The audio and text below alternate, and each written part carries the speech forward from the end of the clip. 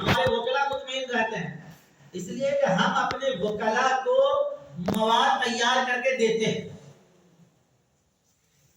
طلاق کا مسئلہ جب ہوا تو ہم نے سارے اسلامی ذخیرے کو کھنگال کر کے اور اس کا انگلش میں، اردو میں، سب میں ٹرانسلیشن کر کے اپنے وکیلوں کو رات رات پڑھایا، سمجھایا کہ یہ لو اور صبح جا کے اس طرح بحث کرنا۔ حجاب کا مسئلہ آیا تو قرآن سے، حدیث سے، فقہ اسلامی سے، آثار صحابہ سے تمام دلائل کو ہم نے نکالا اور ہم نے اپنے وکیلوں کو دیا۔ ہم مطمئن ہو گئے کہ فیصلہ تو ہمارے حق میں آنا ہے۔ اتنی مضبوط بنیادیں ہیں، اتنے مضبوط دلائل ہیں، ان مضبوط دلائل کے ہوتے ہوئے ظاہر سی بات ہے کوئی بھی انسان پر کورٹ جو ہے، جج یہی فیصلہ کرے گا۔ لیکن جو لوگ عدالت کی اس کرسی پر بیٹھے ہوئے ہیں، ان کا اس درجے کا مطالعہ ہی نہیں ہے جس درجے کا مطالعہ وکیل کر کے گیا ہے۔ جب وکیل کہہ رہا ہے کہ سر یہ جو ہے فلاں سورہ کے اندر یہ مسئلہ ہے لکھا ہوا، تو جج پوچھ رہا ہے یہ سورہ کیا چیز ہے؟ کہہ رہا فلاں آیت نمبر میں ہے، تو جج کہہ رہا ہے یہ آیت کیا ہے؟ اس کے علاوہ یہ ہوا کہ جو قرآن کریم کے ترجمے اور تفسیر ہمارے اپنے لوگوں کے ہونے چاہیے تھے، وہ اس درجے کے آج متعارف نہیں ہو سکے۔ ججوں نے لبرل خیال کے، آزاد ذہن کے، یورپ کے مستشرقین کے ترجمے قرآن کو پڑھا، ان کی تفسیروں کو پڑھا۔ اب وہ یہ کہہ رہا ہے کہ یہ تو ہم قرآن ہی پڑھ کے آئے، لیکن وہ کن کی تفسیر پڑھ کے آئے، کن لوگوں کی کتابیں پڑھ کے آئے، وہ فیصلہ وہ نہیں کرتا ہے۔ اس لیے کہ مستشرقین کے ترجمے 200-250 سال سے چل رہے ہیں۔ جس وقت ہم یہ بحث کر رہے تھے کہ قرآن کا ترجمہ ہونا چاہیے کہ نہیں ہونا چاہیے، شاہ ولی اللہ نے جب فیصلہ کیا کہ ہم فارسی میں ترجمہ کریں گے تو پوری مسلم قوم کے اندر ایک بھونچال سا آ گیا کہ ایسا کیسے ہو سکتا ہے کہ قرآن کا ترجمہ ہوگا۔ اس وقت مستشرقین قرآن کا ترجمہ کر چکے، ان کی جو نیتیں تھی ان کی وہ نیتیں کامیاب ہوئی۔ ہر یونیورسٹی کے اندر، ہر کالج کے اندر، دنیا کے ہر لائبریری کے اندر ان کا ترجمہ ہے۔ 200 سال کے بعد ہم نے طے کیا کہ نہیں قرآن کا ترجمہ ہونا چاہیے۔ پھر شاہ ولی اللہ نے کیا، شاہ عبدالعزیز نے کیا، ہمارے یہاں آ کر کے حضرت تھانوی رحمۃ اللہ علیہ نے ترجمہ کیا۔ ایک بڑا گیپ اس میں گیا کہ وہ قرآن کا ترجمہ سمجھ میں بھی لوگوں کو نہیں آیا۔ ہر 40 سال پہ، 50 سال پہ زبان بدل جاتی ہے، تو وہ اردو نہ پڑھنے کو تیار نہیں ہے تو انگریزی نہ کیسے پڑھیں گے اس کو؟ تو ہم اپنی چیزوں کو ان جگہوں پہ پہنچا بھی نہیں سکتے، ورنہ قرآن کا تو نقطہ نظر بالکل واضح تھا۔ اسلام سے پہلے جو عورتوں کی صورتحال تھی، بازاروں میں بک رہی تھی، باپ جتنے میں چاہتا تھا بیٹی کو بیچ دیتا تھا۔ خود ہندو کلچر کے اندر آج سے 50 سال پہلے آپ جائیے تو عورتوں کے لیے ستی کا قانون تھا، شوہر مر جائے تو بیوی کو چتا پہ لیٹ جانا ہے۔ ہم سے کہا جا رہا ہے کہ عورتوں کو قید کیا جا رہا ہے۔ عورتوں میں، ہندوؤں میں یہ قانون تھا کہ بیوی عورت کی اس کے شوہر کے گھر سے ڈولی اٹھے گی اور شوہر کے گھر سے اس کی ارتھی اٹھے گی، درمیان میں کہیں عورت کو جانے کا اختیار نہیں ہے، وہیں رہنا ہوگا۔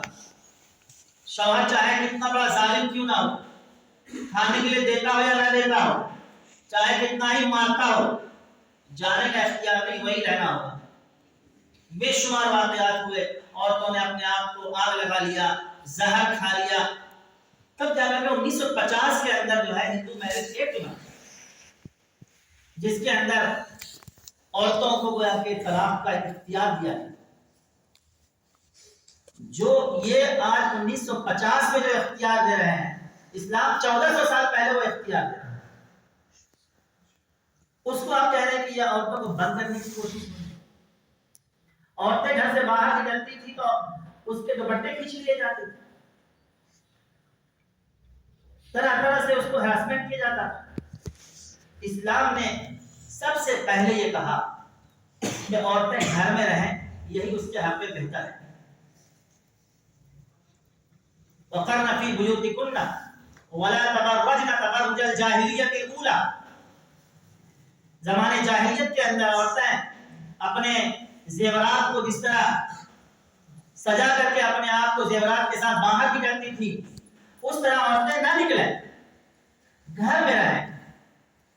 عورت گھر کی ملکہ ہے, گھر کا سارا نظام عورت کے ساتھ ہے. عورت کو بڑی ذمہ داری دی گئی ہے نسل نو کی تربیت کرنے کی, بچوں کی پرورش کی, ان کو اخلاق سکھلانے کی. میاں بیوی کے درمیان طلاق ہو جائے, علیحدگی ہو جائے, اسلام نے کہا بچہ یا بچی ماں کے پاس رہے, خرچہ باپ کو دینا ہوگا, بچہ ماں کے پاس رہے گا, اس لیے کہ بچے کی تربیت ماں بہتر انداز میں کر سکتی ہے. لیکن اگر باہر جانے کی ضرورت پڑ جائے, مردوں سے بات چیت کرنے کی ضرورت پڑ جائے, تو قرآن نے کہا وَإِذَا سَأَلْتُمُوهُنَّ فَاسْأَلُوهُنَّ مِنْ وَرَاءِ حِجَابٍ. پردے کے آڑ سے بات, پردے سے بات. اس کے بعد ایک درجہ اور آگے قرآن نے کہا یدنین علیہن من جلابیبہن, کہ عورتیں جب گھر سے باہر نکلیں تو اپنے چہرے پہ پردہ ڈال دیا کریں. ذالک ادنیٰ ان یعرفن فلا یؤذین. یہ اس لیے ہے تاکہ وہ پہچان لی جائیں کہ شریف خاتون ہے, آزاد خاتون ہے, باوقار خاتون ہے, باعزت خاتون ہے, تاکہ وحشی درندے ان کی طرف بری نظر سے نہ دیکھیں, بری نگاہ نہ اٹھائیں اس کی طرف. قرآن نے بڑی واضح انداز میں کہا قُلْ لِلْمُؤْمِنَاتِ يَغْضُضْنَ مِنْ أَبْصَارِهِنَّ وَيَحْفَظْنَ فُرُوجَهُنَّ وَلَا يُبْدِينَ زِينَتَهُنَّ إِلَّا مَا ظَهَرَ مِنْهَا وَلْيَضْرِبْنَ بِخُمُرِهِنَّ عَلَى جُيُوبِهِنَّ. یہ بڑی واضح آیت ہے. وَلْيَضْرِبْنَ بِخُمُرِهِنَّ عَلَى جُيُوبِهِنَّ امر کا صیغہ ہے. آپ سب جانتے ہیں امر وجوب کے لیے آتا ہے. قرآن کریم کی آیت ہے, نص قطعی ہے, قطعی دلالت بھی ہے, قطعی ثبوت بھی ہے, فرضیت کا حکم ثابت ہوگا. دنیا کی کوئی عدالت اس کے خلاف فیصلے نہیں کر سکتی, اس لیے کہ یہ قرآن کے اندر بہت واضح انداز کے اندر کہا گیا وَلْيَضْرِبْنَ بِخُمُرِهِنَّ عَلَى جُيُوبِهِنَّ, اپنے گریبانوں پہ کپڑے ڈال دیتے ہیں. اس لیے حضرات فقہا نے لکھا کہ پردے کے 3 درجے ہیں. سب سے ادنا درجہ یہ ہے کہ اپنا چہرہ اپنا سر چھپا کر کے نکلے. سب سے ادنا درجہ ہے کہ سر چھپا کے نکلے, چہرہ کھلا ہوا, ہاتھ کھلا ہوا. دوسرا درجہ, اوسط درجہ یہ ہے کہ ان کا پورا جسم ڈھکا ہوا, ان کے چہرے بھی چھپے ہوئے. اور پردے کا اعلیٰ درجہ یہ ہے کہ اس کے وجود پر کسی کی نگاہ نہ پڑے, پردے کے اوپر باہر سے بھی اس کے اوپر کوئی نگاہ نہ پڑے. حضرت فاطمہ رضی اللہ تعالی عنہا نے کہا کہ جب میرے جنازے کی ڈولی اٹھانا تو ڈولی کو پردے سے ڈھک دینا تاکہ جنازے پر بھی نگاہ نہ پڑے. مکمل وجود پردے کے اندر ہے. اس پردے کے اوپر پردہ لگایا جا رہا ہے, چارپائی کے چاروں کونے پہ پردہ ڈالا جا رہا ہے. یہ حجاب کا اعلیٰ درجہ یہ بتلانے کے لیے تھا کہ شریف خاتون کے وجود کے اوپر کسی کی نگاہ نہیں پڑتی. یہ اسلام کا ایک کلچر بن گیا, یہ اسلام کی تہذیب کا ایک حصہ بن گیا. پوری دنیا کے اندر جہاں بھی اسلام کے ماننے والے ہیں, اسلامی شریعت پر عمل کرنے والے ہیں, وہ حجاب پر عمل کرتے ہیں. ہندوستان کا دستور, ہندوستان کا آئین اور قانون یہ اجازت دیتا ہے کہ ہر مذہب کے ماننے والے اپنے مذہب کے اوپر عمل کریں گے، اپنے کلچر کے اوپر عمل کریں گے۔ اقوام متحدہ کے اندر 1992 میں ایک قانون بنا اور یہ کہا گیا کہ ساری ریاستوں کو، دنیا کے تمام ممالک کو اقلیتوں کو تحفظ فراہم کرنا لازم ہوگا، ان کے مذہب کو، ان کے کلچر کو، ان کی زبان کو پروٹیکشن دینا پڑے۔ اور دنیا کے اسی اقوام متحدہ کے 1992 کے قانون کے مطابق دنیا کے ہر ممالک کے اندر تو اقلیتی قومی کمیشن بنائی گئی، نیشنل مائنورٹی کمیشن، ہر ملک کے اندر جہاں پر اقلیتوں کو تحفظ فراہم کیا جاتا ہے۔ لیکن مسئلہ یہاں نہیں ہے، مسئلہ حجاب کا نہیں ہے، مسئلہ طلاق کا نہیں ہے۔ مسئلہ آپ لوگوں نے کہا کہ حجاب بہانا ہے، دنگے بھڑکانا ہے۔ حجاب بہانا ہے، مسلمان نشانہ ہے، حجاب بہانا ہے، اسلام نشانہ ہے۔ حجاب پہ جو بحث ہو رہی ہے، ہم لوگ تو اس کے آگے کی بات کرتے ہیں کہ عورتیں اپنے چہرے کو ڈھک کر کیا ہے، لیکن یہاں جس حجاب کی بات ہو رہی ہے اس حجاب کے اندر صرف اسکارف کی بات، صرف سر کو کے بالوں کو ڈھکنے کی بات، پورے وجود کو، پورے چہرے کو ڈھکنے کی بات نہیں ہے۔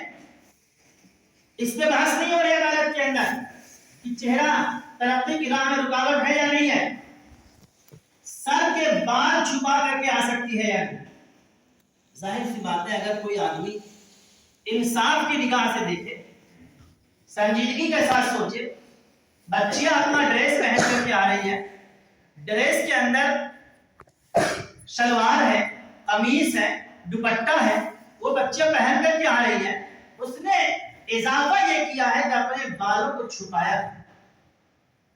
کیا بالوں کو چھپا لینا اتنا بڑا جرم بن جائے گا اس ملک کے اندر؟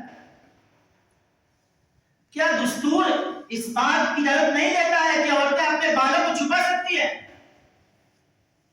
یہ جتنی بحث ہو رہی ہے یہ اس برقعے کے اوپر نہیں ہو رہی جو ہمارے یہاں پہنا جا رہا ہے، یہ اسکارف کے اوپر ہو رہا ہے، یعنی صرف اور صرف بال کو چھپانے کے اوپر ہو رہا ہے۔ ظاہر سی بات ہے آپ کے راجستھان کے اندر عورتیں جو ہیں گھونگھٹ پا کے چلتی ہیں، پورا عورتیں جو ہیں ایک بالش سر کے آگے اپنے ساڑی کو لٹکا دیتی ہے، کوئی مسئلہ نہیں۔ آپ کہہ رہے ہیں کہ اسلام حکومت جو ہے اسکول کے باہر پابندی نہیں لگا رہی، کیا گارنٹی ہے؟ جو حکومت اور اسکول کے اندر اس بات کی پابند کر سکتی ہے، کل وہ اسکول کے باہر بھی پابند کر سکتی ہے۔ اور یہ ہونے والا ہے، جب یکساں سول کوڈ ہوگا تو ہر ایک کے لیے یکساں لباس ہوگا، پابندی ہوگی کہ آپ باہر بھی اپنے اسکارف کے ساتھ نہیں کر سکتے ہیں۔ یہ ایک بہت بڑا گویا کہ ایک چیلنج ہے امت مسلمہ کے۔ اب سوال یہ ہے کہ ہمیں کیا کرنا؟ یہ تو ایک کلیئر میسج ہے کہ حجاب بہانا ہے اور اسلام نشانہ ہے۔ اب سوال یہ ہے کہ ہم کیا کریں؟ حقیقت یہ ہے کہ ہم لوگ ایک دفاعی پوزیشن کے اندر ہیں، ایک سوال کھڑے ہوتے ہیں اور اس سوال کے ہم جوابات تیار کرنے لگ جاتے ہیں، جو ہمارے پاس بہت تھوڑا سا اہل علم کا طبقہ ہے، پڑھے لکھے لوگوں کا طبقہ ہے، اب وہ اس پہ چلا جاتا ہے کہ ہمیں اس کا کیا جواب دینا ہے۔ جب تک کوئی ہم جواب تیار کرتے رہتے، جب تک کوئی دوسرا حملہ ہو جاتا ہے۔ چونکہ جو ہندو احیا پسند تحریکیں تنظیمیں ہیں وہ اقدامی پوزیشن میں، طاقت ہے ان کے پاس، طاقت کا نشہ ہے ان کے پاس، اور اس طاقت کے بنیاد پر ان کے پاس بہت ٹیلنٹ بھی ہے، بڑے اچھے اچھے ماہرین لوگ ان کے پاس ہیں، ہر سوچ کا جواب دینے والے ان کے پاس ہیں۔ ہمارے پاس ان چیزوں کی کمی ہے۔ سچی بات تو یہ ہے کہ ہمارے لوگ ٹی وی ڈیبیٹ پہ جا کر کے اپنے مسائل کو سنجیدگی کے ساتھ مسکت انداز میں خاموش کر کے نہیں آتا۔ دنیا آج جو کچھ بھی ہو رہا ہے آپ اس کو سمجھ کے چلیے کہ کوئی چیز اچانک تھوپا نہیں جائے، دنیا دیکھتی ہے، ہر چیز کی باتیں باہر پہنچتی ہے۔ کوئی بھی کام زبردستی آپ کے اوپر نہیں لادا ہے۔ حجاب کا مسئلہ ہے، زبردستی نہیں لادا گیا کہ بس کچھ بھی نہیں ہے، ہندوستان میں رہنا تو حجاب کے بغیر رہنا ہوگا، ایسا نہیں۔ منطقی انداز میں، چونکہ جمہوری ملک ہے اور اب پوری دنیا جمہوریت کی طرف جا رہی ہے، اور جمہوریت کا مطلب یہ ہوتا ہے کہ ہر طرح کی آزادی ہوگی، ملک کا مذہب سے کوئی تعلق نہیں ہوگا، مذہب ہر انسان کا اپنا پرائیویٹ حصہ ہوگا، سیاست سے مذہب کا کوئی تعلق نہیں ہوگا۔ یہ جمہوریت کی ڈیفینیشن ہے۔ ظاہر سی بات ہے اچانک آپ کے اوپر کوئی چیز تھوپا نہیں جائے، جمہوری انداز میں، دلائل کے انداز میں آپ کو خاموش کیا جائے گا، آپ کو لاجواب کیا جائے گا۔ آپ حضرات نے جو کوشش کی ہے، اس کوشش کو ہم قدر کی نگاہ سے دیکھتے ہیں، اور ہمیں چاہیے کہ ہم اپنے اس محنت کو اور بڑھائیں۔ اگر ہمارے فضلاء مسکت انداز میں جا کر کے ٹی وی ڈیبیٹوں میں جواب دے سکتے ہیں تو ہم اس کا تدارک کر سکتے ہیں۔ ہمارے فضلاء ہر میدان میں ہوں، انگریزی آج کی چڑھتی ہوئی زبان ہے، تو ہمارا سارا سرمایہ انگریزی میں نہ صرف ٹرانسلیشن ہو جانا چاہیے بلکہ ہر لائبریری کی زینت ہونی چاہیے۔ اتنا عمدہ طریقے سے کام ہونا چاہیے کہ ہر پڑھنے والا پڑھنے پر مجبور ہو، اس کی زبان ایسی ہو، اس کی چھپائی ایسی ہو، اس کی سیٹنگ ایسی ہو، اور دنیا کے ہر لائبریری میں وہ چیزیں پہنچے۔ تو آج وہ جج کسی مستشرق کی تفسیر کو پڑھ کر کے، اس کے ترجمہ قرآن کو پڑھ کر کے فیصلہ کرنے کے لیے نہیں بیٹھے۔ یہ دو بڑی اہم ضرورت ہے کہ ہم اسلامی سرمایہ کو قومی زبان کے اندر منتقل کریں، ہندی میں اور انگریزی میں منتقل کریں، اور ہم اپنے اندر ایک ایسا ٹیلنٹ پیدا کریں، اپنے اندر ایک ایسا معیار پیدا کریں، زبان کی وہ صلاحیت پیدا کریں، سراست پیدا کریں، بولنے کی وہ طاقت اپنے اندر پیدا کریں کہ ہم ان کے یہاں جا کر کے جم کر کے ان کی باتوں کا مسکت انداز میں جواب دے سکیں۔ یہ چیزیں پھیلتی ہیں، دنیا دیکھتی ہے، یہ دو طریقے ہیں اور یہ دو اہم کام ہیں جو اس وقت ہمیں کرنے چاہیے، اور اگر ہم نے یہ کام کیا تو اس بڑھتے ہوئے سیلاب پہ ہم باندھ سکتے ہیں۔ آپ حضرات کی یہ کوششیں لائق تشکر ہے۔ آپ حضرات جب پروگرام کرتے ہیں تو میں چاہوں گا کہ آپ حضرات یہ پروگرام دیکھیں بھی ٹی وی پہ، کس طریقے سے وہ ڈیبیٹ ہو رہی ہے، کس طریقے سے ایک اینکر بات کرتا ہے، طرح طرح کے چینلوں کو دیکھیں۔ ہر تھوڑے دن کے اندر ٹرینڈ چینج ہوتا ہے، ہم ایک ٹرینڈ کو پکڑ لیتے ہیں، 50 سال تک اسی پہ چلتے رہتے ہیں، معلوم ہوتا ہے کہ وہ زمانہ پرانا تھا، اب نیا زمانہ ہے، اور اب ہمیں اس طرح محنت کرنے کی ضرورت ہے۔ تو اس کے بجائے کہ ہم ایک طریقے کو دیکھ لیں، سیکھ لیں اور اسی کی مشق کرتے رہیں، جب ہم تیار ہو کے جائیں تو معلوم ہو کہ وہاں تو دوسری دنیا آ گئی اور ہمارے فضلہ وہاں پہ ناکام ہو رہے ہیں۔ ایسا نہیں ہونا چاہیے۔ کرنٹ کیا ہے، کرنٹ ایشو کیا ہے، مسائل کیا ہے، طریقہ کار کیا ہے بحث و مباحثہ کا، ہمیں ان کو سیکھنے کی ضرورت ہے۔ اور یہ سیکھنا آسان ہے آج کے زمانے میں۔ آپ اپنے خالی وقتوں کے اندر، جمعرات اور جمعہ کے فرصت کے دنوں کے اندر اس طرح کے پروگراموں کو بھی دیکھیں، تو اس سے آپ کو اندازہ ہوگا کہ آج کی کیا ڈیبیٹ کا ماحول کیا ہے، اور کس طرح سے اور کس طرح کے مسائل کو پیش کیا جا رہا ہے، زبان کون سی استعمال کی جا رہی ہے، دلائل کس طرح کے دیے جا رہے ہیں، اور ہم ایک بہتر دین کی خدمت کر سکیں گے۔ اللہ تعالیٰ ہمیں کہنے سننے سے زیادہ عمل کرنے کی توفیق نصیب فرمائے، اور آپ حضرات کو محنت کرنے کی توفیق